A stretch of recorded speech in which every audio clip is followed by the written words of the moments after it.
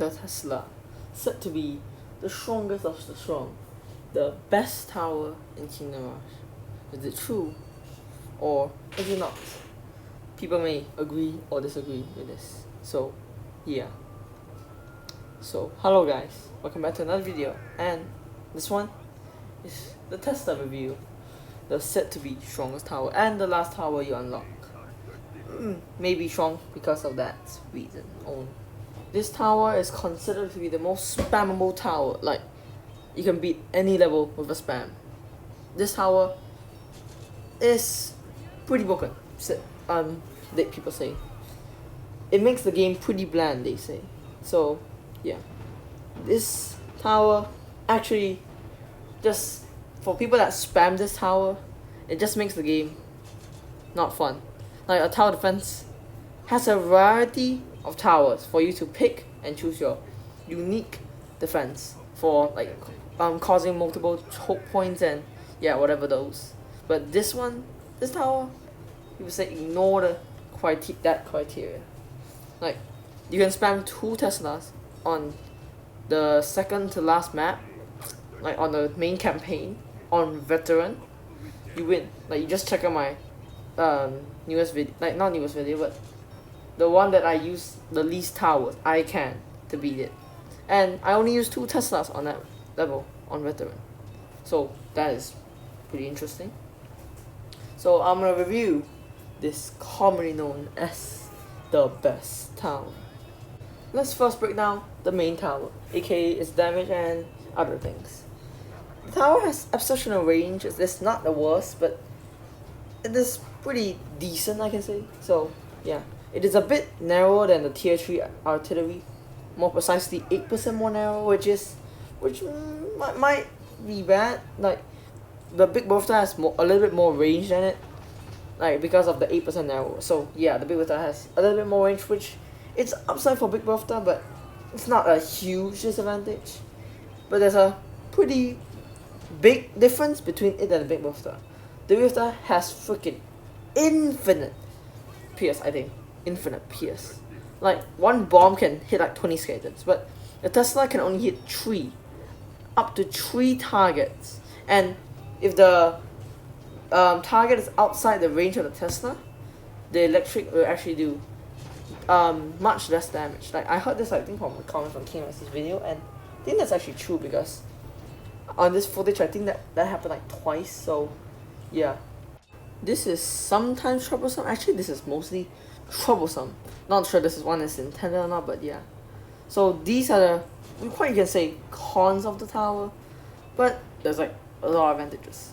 Like, just for the record, it does a bit more damage, single target damage in the Big Bertha, because it does like 100 damage, up to 100 damage, which is like more than the Big Bertha. Big Bertha does like up to 100 too, but it is not as much as this. Like, Big Bertha can do 55 to 110 with upgrades, where the Tesla can do 66 to 121. So Tesla is noticeably better in single target damage and damage in general. So yeah, that's a advantage for the Tesla. So it's an artillery tower, so it ignores 50% of the enemy's armor, which is pretty good.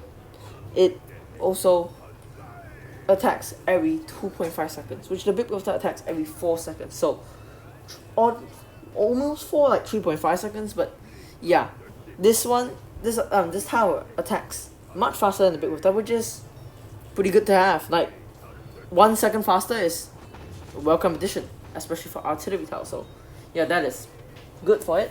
Also, the Big Bertha is said to be quite bad and more unreliable than the Tesla, which I'm not sure about it. Probably do some I'll cover a video for it, but not sure. Also, this tower costs us like less than the Big Bertha. This tower costs us 935 gold without upgrades, where the Big Bertha costs us actually 958 gold, which is slightly expensive, but it might make a difference. It might, not sure. Like, for that tower, you can still start with both of them in the beginning, but yeah, it might make a little bit a small difference. So yeah, that's good.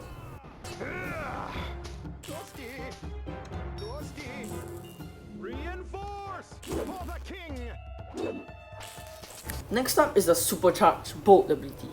It is the weak of the two. This one is somewhat decent. It causes an expensive amount of gold of 250, which is not cheap. Like 250 multiplied by 2 is 500, which is, like, you can say decent, but 500 just for one more enemy, that is like pretty overpriced. Like, you can say it is the weak of the two. This one is somewhat decent. It causes an expensive amount of gold of 250, which is not cheap.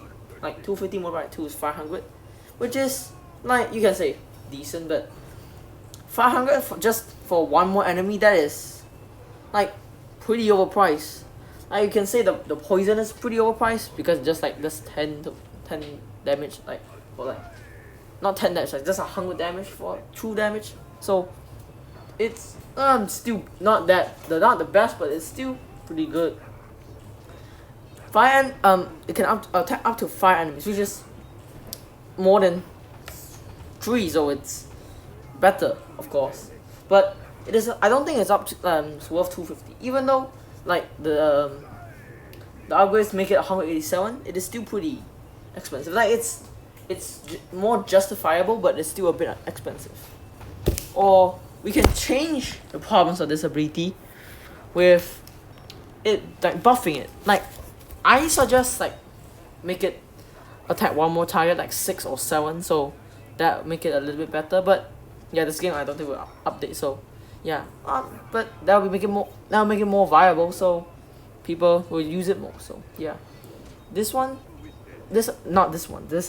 will give you a little bit more DPS, especially for challenges. Like how much goals you can save up challenge, not how much we can save up, like limited tower challenges. Like, you always want to go for a Tesla, so it means not always, but when you go for a Tesla, you need to max it out because you have like thousands of gold saved up. So just buying that is gonna do something for you, of course. So next up is the Overcharge ability.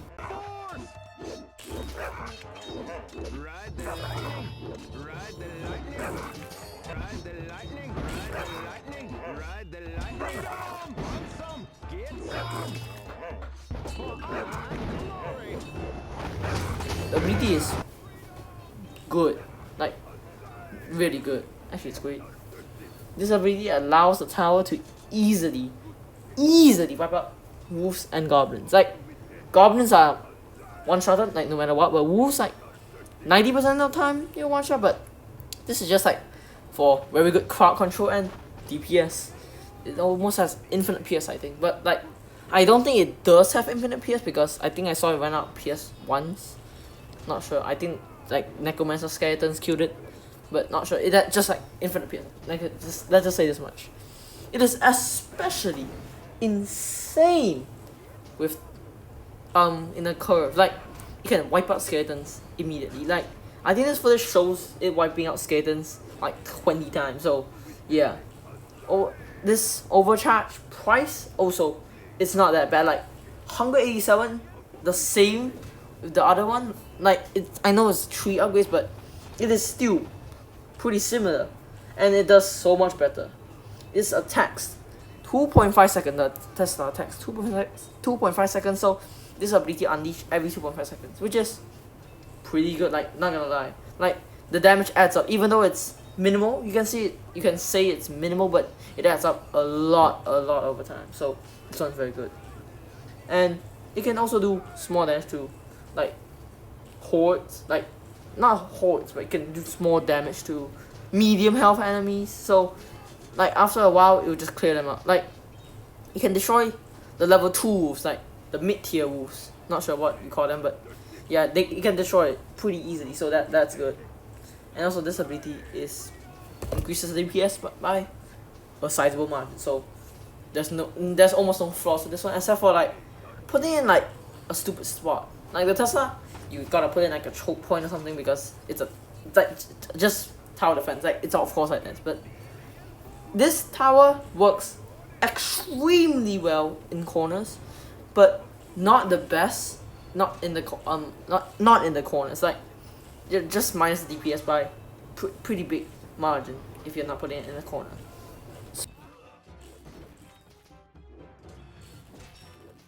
For all what I just have said, this tower looks like it's a viable option. Actually, it's a great option. Like, this tower is very good. Like, people say like this tower's a little bit overlooked.